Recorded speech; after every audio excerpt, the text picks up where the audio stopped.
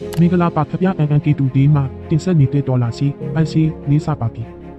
အမေရိကန်ဒေါ်လာဝယ်ဈေး3880ရောင်းဈေး3980ယူရိုဝယ်ဈေး4605ရောင်းဈေး4935စင်ကာပူဒေါ်လာဝယ်ဈေး3090ရောင်းဈေး3150ထိုင်းဘတ်ဝယ်ဈေး135ရောင်းဈေး138.1မလေးရှားရေဒီဝယ်ဈေး990ရောင်းဈေး1018ဂျပန်ယန်ဝယ်ဈေး15.4ရောင်းဈေး16.3ညမှာတရုတ်ယွမ်ဝယ်ဈေး960ရောင်းဈေး986ကိုရီးယားဝမ်ဝယ်ဈေး1.69ရောင်းဈေး1.96ဒီတင်ပေါဝယ်ဈေး9195ရောင်းဈေး9430ဩစတြေးလျဒေါ်လာဝယ်ဈေး1944ရောင်းဈေး1814ကနေဒါဒေါ်လာဝယ်ဈေး1849ရောင်းဈေး1911ထိုင်ဝမ်ဒေါ်လာဝယ်ဈေး133.4ရောင်းဈေး116.59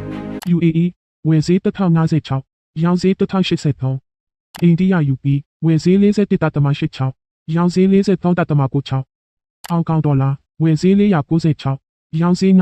909မကာအိုပါတာကဝယ်ဈေး481ရောင်းဈေး494ရွှေစည်းငွေစည်းဒေါ်လာစည်းတွေကိုနေ့သိနိုင်ဖို့ကျွန်တော်တို့ရဲ့ channel ကို follow ခဲ့ပါဦးဒေါ်လာစည်းပတ်စည်းတွေမနေ့ပြန်တက်မလားကြမလားကွန်မန့်မှာခံမှန်းခဲ့ကြပါဦးကြည့်ရှုပေးတဲ့အတွက်ကျေးဇူးတင်ပါတယ်ခင်ဗျာနောက်ဆုံးရသတင်းတွေအတွက်ကျွန်တော်တို့ရဲ့ Telegram channel နဲ့ website ကိုဝင်ရောက်ကြည့်ရှုနိုင်ပါတယ်ခင်ဗျာအားလုံးပဲတာယာချမ်းမြေတဲ့နေရက်တွေကိုပိုင်ဆိုင်ကြပါစေ